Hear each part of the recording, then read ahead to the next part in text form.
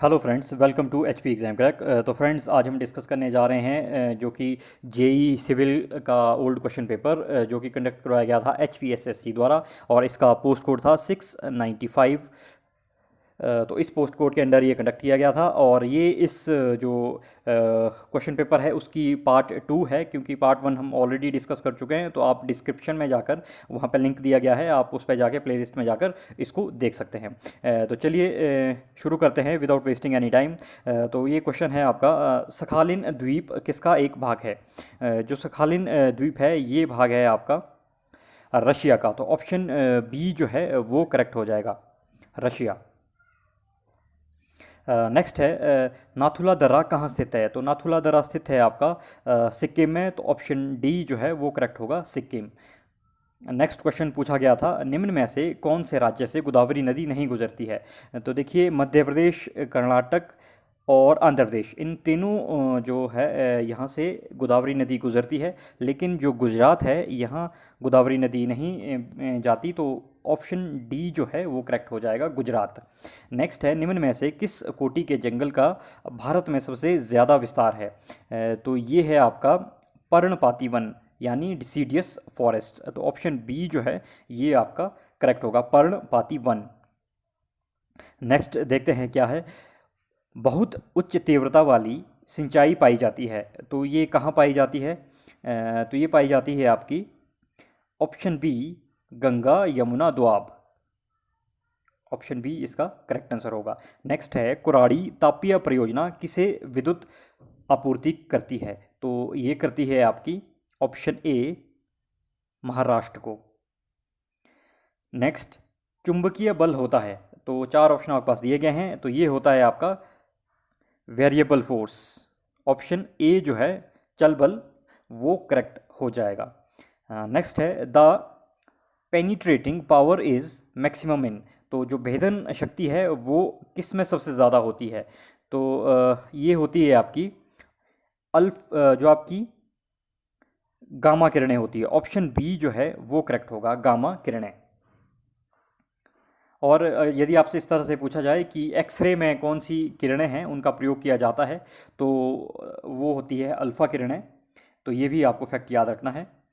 Next देखते हैं क्या है, वह रेखा जहाँ पृथ्वी आकाश को मिलती प्रतीत होती है वो क्या कहलाती है? तो फ्रेंड्स, वो कहलाती है आपकी क्षितिज, यानी होराइजन। ऑप्शन सी जो है वो करेक्ट होगा। नेक्स्ट है, लोहे के संरक्षण के लिए उसमें किसकी पतली परत लगाई जाती है? तो लोहे के संरक्षण के लिए उसमें जिंक की परत लगाई जाती है। तो ऑप्शन सी जो है वो करेक्ट होगा। नेक्स्ट देखते हैं क्या है, निम्न में से कौन सा फोटोग्राफी में इस्तेमाल होता है? तो ये होता है आपका सिल्वर ब्रोमाइड। ऑप्शन डी जो है सही होगा। नेक्स्ट है, खट्टे फल किसका समृद्ध स्रोत है? तो जैसा कि आप जानते हैं, जो जितने भी खट्टे फल है, सिट्रस फ्रूट है, उसमें विटामिन सी होता है। तो ऑप्शन डी जो है वो करेक्ट हो जाएगा, ऑप्शन डी।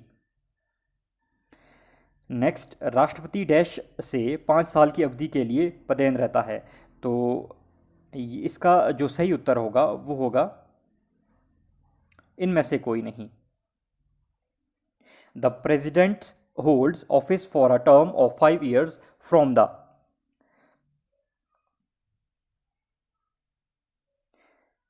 तो जो नन ऑफ दीज है वो इसका करेक्ट आंसर हो जाएगा, क्योंकि कोई भी इनमें से दिया गया जो उत्तर है वो सही नहीं है। नेक्स्ट है, the ministers are individually responsible to the. मंत्री किसके प्रति व्यक्तिगत रूप से जिम्मेदार रहते हैं? तो ये रहते हैं आपके ऑप्शन ए, राष्ट्रपति के। नेक्स्ट, उच्च न्यायालय के मुख्य न्यायाधीश को हटाया जा सकता है। तो ये हटाया जा सकता है आपका ऑप्शन बी, सुप्रीम कोर्ट के न्यायाधीशों जैसे समान प्रक्रिया से, same procedure as for the जजेस of the Supreme Court. Next है, भारत के संविधान की 7वीं अनुसूची में किसके संबंध में प्रावधान है? तो इसका सही उत्तर होगा आपका ऑप्शन डी, संघ, राज्य तथा समवर्ती सूचियाँ।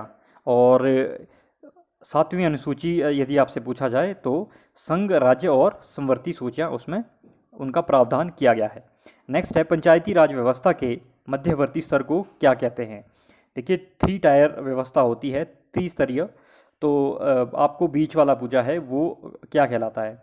तो सबसे पहले होती है आपकी ग्राम सभा, फिर होती है पंचायत समिति, उसके बाद होती है आपकी ज़िला परिषद। तो इसका जो करेक्ट आंसर होगा वो होगा आपका ऑप्शन सी, पंचायत समिति। नेक्स्ट है, नाबार्ड किस योजना में स्थापित की गई? तो जो नाबार्ड है वो स्थापित की गई थी आपकी 6th 5 ईयर प्लान में। नेक्स्ट, सरकारी निवेश खर्च के वित्तपोषण के विविध तरीकों में सबसे कम स्फीतिकारी है। तो इसका सही उत्तर होगा ऑप्शन सी, कर लगाना यानी taxation. Next question is, ad valorem duty dash पर आधारित कर है? An ad valorem duty is a tax on the basis of. तो इसका सही उत्तर होगा ऑप्शन डी जो है, मूल्य वर्धित यानी द वैल्यू एडेड। नेक्स्ट है, सार्वजनिक कार्यों में निवेश को जाना जाता है। तो ये जाना जाता है आपका पूंजी व्यय यानी कैपिटल एक्सपेंडिचर। नेक्स्ट है, ये आपका रीजनिंग से जुड़ा हुआ क्वेश्चन है। तो इसका जो सही उत्तर होगा, आप इसको सॉल्व कर सकते हैं वीडियो को पॉज करके। तो मैं आपको सीधा इसका आंसर बताता हूँ। तो इसका जो राइट आंसर होगा वो होगा इसमें ऑप्शन डी, कोई भी नहीं।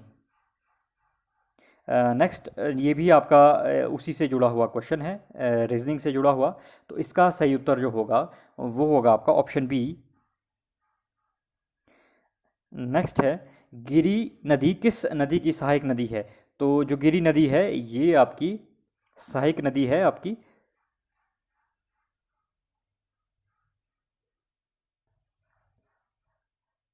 यमुना की। ऑप्शन ए जो है वो करेक्ट होगा, सिरमौर में जाकर ये यमुना में मिल जाती है। गिरी हो गया, बाटा हो गया, ये सब आपकी यमुना की ही ट्रिब्यूटरी है। और गिरी से जुड़े हुए एक और फैक्ट है, वो आपको याद रखना है कि गिरी जो है वो सिरमौर को बांटता है 2 पार्ट में, गिरी आर और गिरी पार। चलिए नेक्स्ट क्वेश्चन देखते हैं क्या है। हिमाचल प्रदेश के किस ज़िले में लामा डल झील स्थित है? तो जो लामा डल झील स्थित है ये स्थित है आपकी ऑप्शन डी, चंबा में। नेक्स्ट, हिमाचल प्रदेश के किस ज़िले में पिन वैली राष्ट्रीय उद्यान स्थित है? तो पिन वैली राष्ट्रीय उद्यान स्थित है आपकी लाहौल और स्पीति में। तो ऑप्शन बी जो है वो करेक्ट हो जाएगा। नेक्स्ट है, हिमाचल प्रदेश की पहली महिला राज्यपाल थी। तो हिमाचल प्रदेश की जो पहली महिला राज्यपाल थी वो थी शीला कौल। तो ऑप्शन ए जो है वो करेक्ट होगा, शीला कौल। नेक्स्ट है, हिमाचल प्रदेश के किस ज़िले में बहादुरपुर किला स्थित है? तो बहादुरपुर किला जो स्थित है वो है आपका ऑप्शन सी जो है, बिलासपुर में। नेक्स्ट, किस राज्य सरकार ने लिंग संबंधी रूढ़ियाँ दूर करने के लिए फायर वुमन पद की रचना करने का निर्णय किया है? तो ये किया था आपका केरल ने। तो ऑप्शन ए जो है वो इसका सही उत्तर है। नेक्स्ट है, सर्वोच्च न्यायालय द्वारा आधार अधिनियम की किस धारा को हटा दिया गया है जो निजी संस्थाओं को आधार डेटा उपलब्ध कराने की अनुमति देता है? तो इसका सही उत्तर होगा option B, section 57। Next, international water colour festival 2018 का जो आयोजन है, यो स्थल उसका नाम बताना है आपको कि किस शहर में वो हुआ था। तो ये हुआ था आपका ऑप्शन बी जो है, रांची में। नेक्स्ट, एशियाई खेलों के बैडमिंटन फाइनल में प्रवेश करने वाला सबसे पहला भारतीय शटलर कौन बना? तो ये बना आपका ऑप्शन डी, पीवी सिंधु।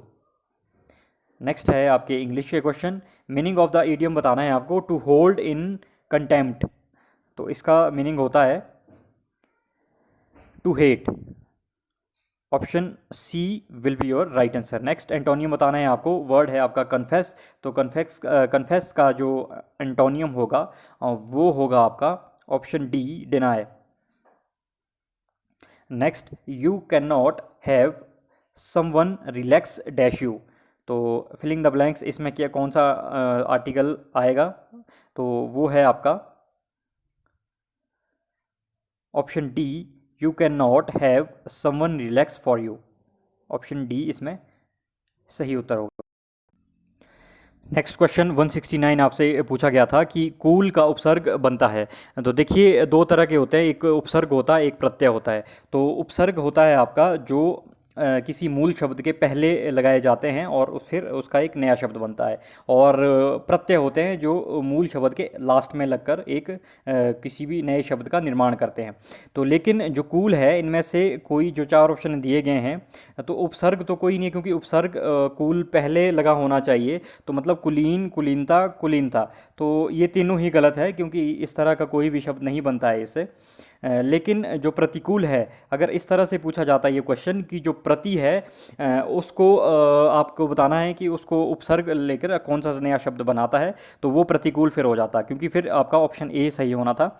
लेकिन यदि कूल पूछा है तो कूल तो इसमें जो चार ऑप्शन दिए गए हैं कोई भी इसका सही उत्तर नहीं लग रहा है। तो ये मतलब आप चैलेंज हो सकता था क्वेश्चन। नेक्स्ट है शुद्ध शब्द है। तो शुद्ध शब्द इनमें से ऑप्शन सी होगा जो कि प्रफुल्ल है।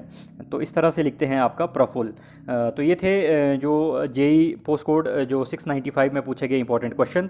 तो इसी प्रकार से क्वेश्चन पूछे जाते हैं आपके कोई भी जो एग्ज़ाम कंडक्ट किया जाता है HPSSC द्वारा। तो keep watching video and don't forget to subscribe HP exam crack.